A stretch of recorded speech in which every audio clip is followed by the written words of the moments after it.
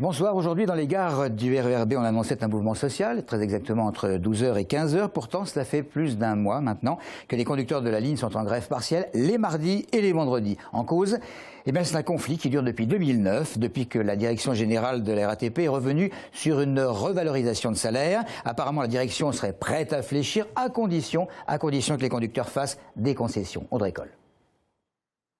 C'est une grève silencieuse qui pollue les usagers depuis un mois. De nombreux incidents techniques annoncés sur les quais sont en fait des grèves des conducteurs qui ont choisi de débrayer 59 minutes à leur prise de service. Une grève pour éviter des désagréments aux voyageurs qui pourtant n'empêchent pas les retards. On peut se baser sur des chiffres de la régularité. Effectivement, quand vous faites tous les trains omnibus à la place de direct, vous avez automatiquement dans une plage horaire plus de trains qui s'arrêtent à une gare donnée pour faire la régularité. Mais aujourd'hui, les conducteurs qui sont les acteurs d'un train peuvent vous dire que c'est du retard quotidien. Voilà un conflit qui dure depuis 2009. Les conducteurs souhaitent une revalorisation de leur salaire, en accord avec une plus haute qualification demandée, la qualification des réseaux ferrés nationaux RFN. Ils demandent pourtant une certaine auto-formation pour permettre à tous d'accéder à la filière conduite. Moi-même, je me suis fait tout seul pour arriver ici. J'ai travaillé la nuit, j'ai conduit mon bus la journée. Et aujourd'hui, on nous remet tout ça en cause parce que c'est une directive européenne. Mais allez dire aux gens quel est l'intérêt d'avoir un bac pour conduire un train sur la ligne B aujourd'hui. Mais la direction souhaite de son côté que les conducteurs fassent des concessions, notamment la conduite sur l'ensemble de la ligne ou la mise en service de conducteurs disponibles en cas de situation perturbée. Du côté des bus TIS, à présent, même scénario qu'hier, avec des perturbations et un service minimum qui a été mis en place pour tenter d'assurer au moins les 2/3 du trafic sur l'ensemble des 20 lignes du réseau. Et pour ce week-end, 70% du trafic, indique-t-on, devrait être assuré.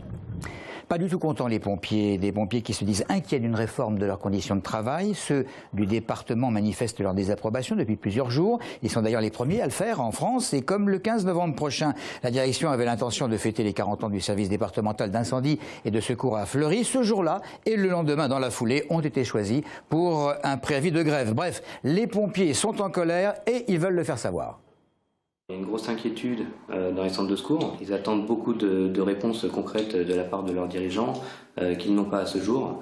On dénonce la non-concertation avec les syndicats. On espère pouvoir continuer jusqu'au préavis de grève avec une mobilisation des agents. Et on a l'impression qu'on s'occupe plus de l'image du SDIS 91 plutôt que de secours à la population essonnienne.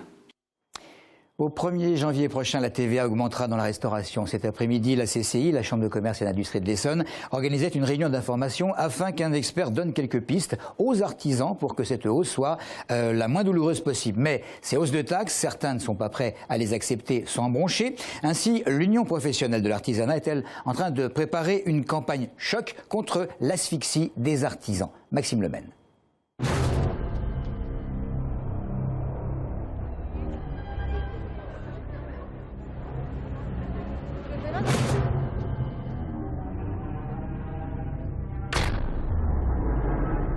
Non, il ne s'agit pas d'une bande-annonce pour un film hollywoodien. Cette vidéo a été mise en ligne ce matin par l'UPA qui dénonce la pression fiscale subie par les artisans. Jean Terlon, président de l'UMI 91, relaye le message en insistant tout particulièrement sur la TVA qui doit augmenter à partir du 1er janvier 2014. Selon lui, un point de TVA correspond à 10 000 emplois menacés. On serait donc à la veille de ce qu'il nomme un grand plan social sous-marin, pas encore visible. Nous sommes battus pendant 15 ans pour avoir une équité fiscale entre les achats et les ventes, c'est-à-dire acheter les produits à 5,5 et les revendre à 5,5. Le gouvernement d'avant nous a mis à 7, donc on a déjà perdu 1,5 point. Et là, cette fois-ci, on va donc acheter nos produits à 5,5 puisqu'ils ont encore modifié, et on va les revendre à 10. Donc on va avoir 5 points de TVA qui va être directement impacté sur notre chiffre d'affaires. Et pas question pour ce restaurateur de Longjumeau de répercuter la hausse sur le client qui ne le supporterait pas. À partir du 13 novembre, il accrochera pendant 15 jours cette affiche sur sa vitrine. Tous les artisans du département et de France sont invités à faire de même. Le redécoupage est cantonal. Suite après les critiques d'un certain nombre d'élus de droite et plus particulièrement du maire de Janvry, les réactions n'ont pas traîné. Si du côté du président du Conseil général, on parle de gesticulation narcissique de la part de Christian Schoettl, le maire socialiste de Marcoussis, pour sa part, qualifie de prince de Janvry qui n'a qu'à démissionner s'il n'est pas d'accord avec les lois. Fin de citation. Le 11 novembre, particulièrement important, puisque le président de la République a souhaité commémorer cette année le centenaire de la guerre 14-18. Cela dit, ce 11 novembre, il y a ceux qui connaissent sa signification et puis il y a les autres. L'Assomption, non, je crois. 11 novembre, pour moi, c'est l'Ascension. Je dis peut-être une bêtise. A priori, c'est une bêtise. C'est un jour férié, oui. Je savais même pas que c'était férié. Il me semble bien que c'est l'armistice. Pour moi, c'est l'armistice. L'armistice. C'est l'armistice. Oui, tout de même, armistice. Le 11 novembre, c'est l'armistice, la date de la fin de la guerre. Oui, c'est l'armistice de je sais plus quelle guerre. La fin de la guerre, 18... Voilà. Alors, c'est au niveau de la Deuxième Guerre mondiale. Première, troisième, quatrième. De la Deuxième Guerre mondiale.